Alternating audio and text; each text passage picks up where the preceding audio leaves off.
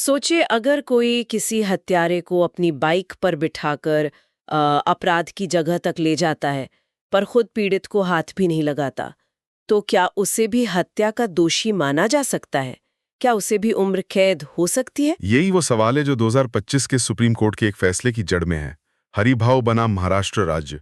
ये मामला पुणे में एक शादी में हुए एक मामूली झगड़े से शुरू हुआ था, जो अगले ही दिन सड़क पर एक जानलेवा हमले में बदल गया। और आज हम इसी पर बात करेंगे कि कानून की नज़र में एक मूक दर्शक और एक हत्यारे के बीच की वो बारीक रेखा आखिर है कहाँ? बिल्कुल। और ये सिर्फ एक कानूनी बहस नहीं है, ये इस बात से जुड़ा है कि जब कोई समूह अपराध करता है तो जिम्मेदारी किसकी होती है?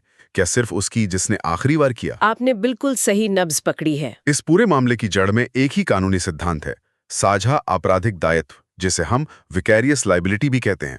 और इसे भारतीय दंड संहिता यानी आईपीसी की धारा 149 में समझाया गया है। अच्छा। पर यह सिद्धांत कहता है कि अगर कुछ लोग मिलकर एक गैर कानूनी काम करने के इरादे से जमा होते हैं, तो उस समूह का हर सदस्य उस अपराध के लिए बराबर का जिम्मेदार है। तो चलिए इस कानूनी सिद्धांत को समझने के लिए सीधे उस घटना पर चलते हैं जिसने इस पूरे मामले को जन्म दिया।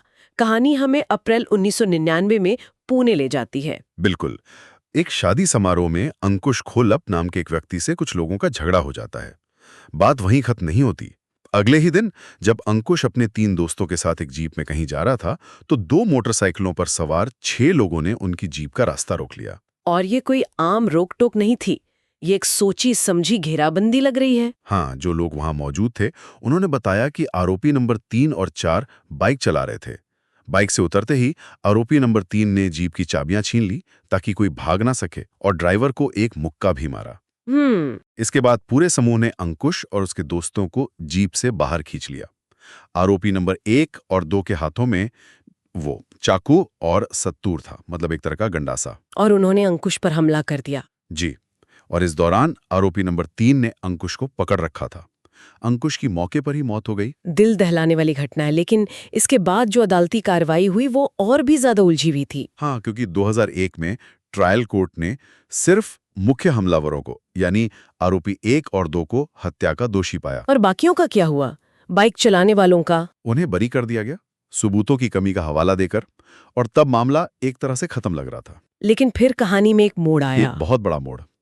10 साल बाद 2011 में बॉम्बे हाई कोर्ट ने एक ऐसा फैसला सुनाया जिसने पूरे केस को पलट कर रख दिया। क्या कहा हाईकोर्ट ने? हाईकोर्ट ने कहा कि ट्रायल कोर्ट ने गलती की और सभी 6 आरोपियों को हत्या का दोषी ठहराते हुए उम्र कैद की सजा सुना दी।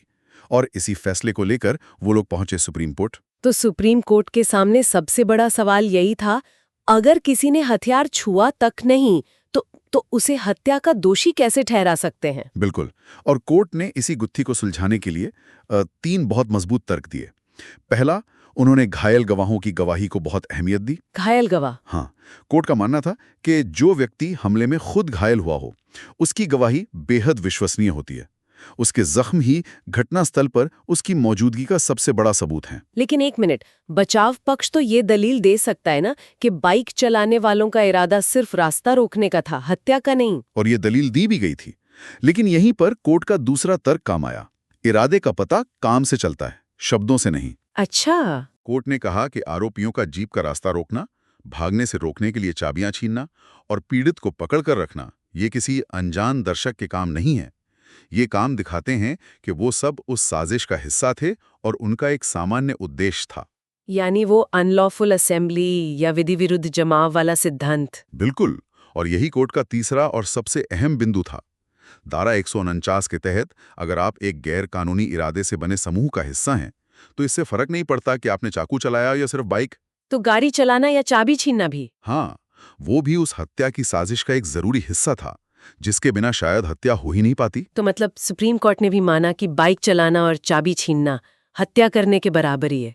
ये तो एक बहुत बड़ा फैसला है। हाँ, और इसीलिए सुप्रीम कोर्ट ने हाई कोर्ट के फैसले को सही ठहराया और सभी आरोपियों की उम्र कैद की सजा बरकरार रखी। कोर्ट ने साफ कर दिया, अगर आप भीड़ की मदद करते हैं तो आप ही भीड़ हैं। इस पूरे मामले से आम लोगों के लिए क्या बड़े सबक मिलते हैं? आम लोगों के लिए सबसे बड़ा सबक यह है कि संगत का असर सिर्फ कहावत नहीं, एक कानूनी हकीकत है। अगर कोई ऐसे समूह के साथ है जो हिंसा करने जा रहा है, तो सिर्फ वहां मौजूद होना और किसी भी तरह से मदद करना उसे उतना ही बड़ा अपराधी बना सकता है जितना कि मुख्य हमलावर। और कानून से जुड़े लोगों के लिए? उनके लिए ये फैसला फिर से साबित करता है कि घायल गवाहों की गवाही कितनी ताकतवर हो सकती है, खासकर जब निचली अदालत के बरी करने के फैसले को पलटना हो। तो हरिभाव मामले से ये साफ है कि कानून की नज़र में इरादा और अपराध में दी गई मदद अंतिम वार जितनी ही अहमियत रखती है। और ये फैसला हमारे लिए एक गहरा सवाल भी छोड़ जाता है मैं क्या?